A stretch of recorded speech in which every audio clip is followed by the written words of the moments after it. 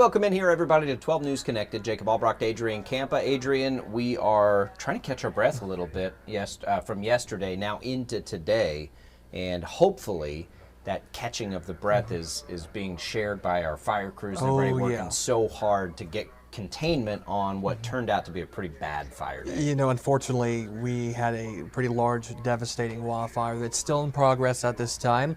Now, jumping into radar, Jacob, I do have to say that we're not seeing as much smoke plumes, showing up, which means there's not as much burning as what we had yesterday. So hopefully that's a good sign that, fire crews, they have been working tirelessly, that they are, starting to kind of get a handle on the large wildfire. But we have one just southwest of Liberal, southwest of Seward County, and then we have, one southern edge of Meade, Meade County, Clark, and Comanche. It's just morphed into pretty much just one mega fire. So here's a look at the fire spots that we've had in Rawlins County in northwestern Kansas. We did have a fire that prompted evacuations near Herndon yesterday. That has since been lifted. They really got, a good handle on that fire by yesterday evening, but the hot spot was definitely Finney County along the Kansas-Oklahoma state line. But it wasn't just us here in Kansas, the Panhandle of Oklahoma and the Panhandle of Texas, there were some pretty large fires. So ignition 24 hours ago, that's kind of the areas in orange, and then more recent fire activity in the red. What you have circled there is the area of burn, correct? Yes, that's the Ranger Road fire. So, it started in Beaver County, Oklahoma, traveled into north and northeast, into parts of Meade, Clark, and Comanche County, prompted all those evacuations south of Highway 160 yesterday, which still remain in place for some areas. And then notice here, Jacob, that we have had, unfortunately, with that Ranger Road fire, over 145,000 acres burned. And we did learn today during our noon show that unfortunately 5 homes were destroyed and loss of cattle. So hate to see, destruction of any magnitude, but to be this widespread is quite devastating. And the Stevens and Side Road fire just off to the southwest in Seward into Texas County, Oklahoma, kind of broke into 2 pieces right there, but over 5,500 acres burned there as well. So still a long ways to go this afternoon into the mid-evening. We still remain with critical fire danger in southwestern Kansas. Not something you want to hear after just dealing with all that craziness yesterday. High for northwest into central and south central. Do your part to prevent any more fire activity. And then tomorrow we start to decrease away from critical fire danger. Still pretty high for central and southern Kansas, and that's because we have some more wind in the forecast, but nothing of the magnitude that we had on Tuesday. Today, even Thursday's not as bad as Tuesday. No, nowhere near as bad. Yesterday we were near hurricane force gust out west. Today, gust around 30, which is a little breezy out there right now. And then tomorrow, widespread gusts of 30 to 40, maybe 45, mainly south central and southeastern Kansas. So definitely windy by Kansas standards, but nothing extreme, Jacob. Then notice into the weekend, the winds finally died down. But we had a warm front make its way through the area. It's bringing spring-like temperatures, everybody into the 60s and even some lower 70s out there. Enjoy it, because our next weather maker tracking in tomorrow, a low-pressure system, that's what's stirring up the wind for Thursday. And then we have a dry cold front. Can't completely rule out a couple of snowflakes along and north of Highway 36 in extreme northern Kansas, but I think everybody pretty much staying dry for Thursday. But we'll have more fire danger and wind. And here's a look at those gusts. The strongest winds shifting away from western Kansas, so those winds will start to taper down from west to east through the evening tomorrow. But gust up to 40, maybe even 45 central and eastern Kansas. And then, Jacob, here we go.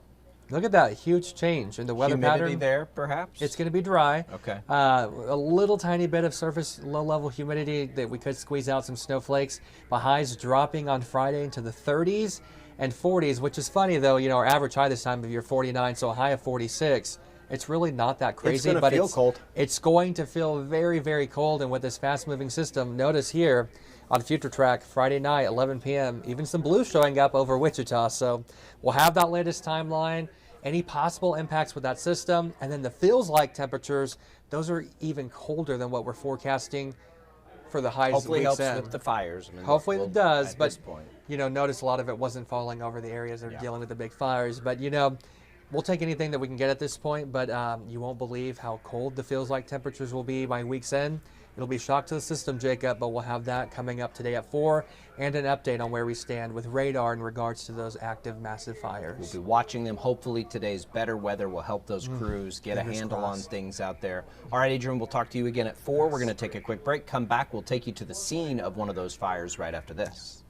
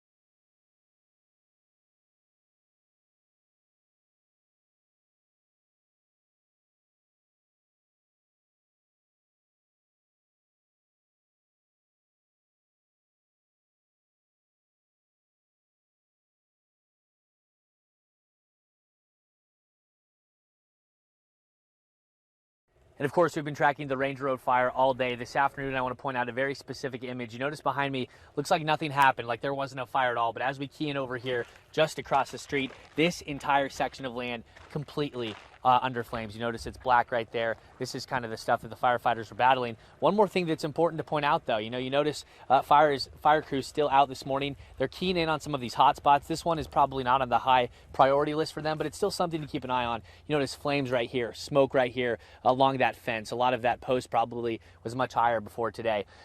Different things that we've noticed when we came here about 5:30 a.m. this morning. We've got these stunning images of these flames that we'll show you right here, kind of pointing out that the firefighters were really trying to stop that fire from going into the town of Ashland. This is just 3 to 4 miles away from the town itself. The good news today, though, the winds are much, much lighter, and the fire danger is at a much lower risk than it was yesterday. We're looking at about a 5 out of 10 on the scale. Yesterday, it was more in that 7, 8, and 9 range. Still a lot of damage here, devastating for some of the people in this community. We'll be tracking it all here on 12 News. Reporting in Clark County, Max Dutton, 12 News. Again, that's Max out there at that Ranger Road fire looking in on some of the damage. That's what we're seeing now for the first time as we come in behind those fires as crews are trying to, as Max mentioned, monitor those hot spots and hopefully keep everything under control. We've got other reporters out on scene right now trying to get that in. We know that the air quality has been a concern for a lot of people, certainly. Here in the metro, we were experiencing and starting to feel that after sundown last night as some of that ash and smoke was blowing in. So we've got some reports on that, some tips on how to stay safe in those areas. We know a lot of school districts out there in Ashland and others are, for those air quality reasons and others, canceling the rest of the week. So we have a lot of information for you. A lot of that right now is being gathered up at kwch.com. You can see right here on the homepage. Right here on the first big story you see is a live blog.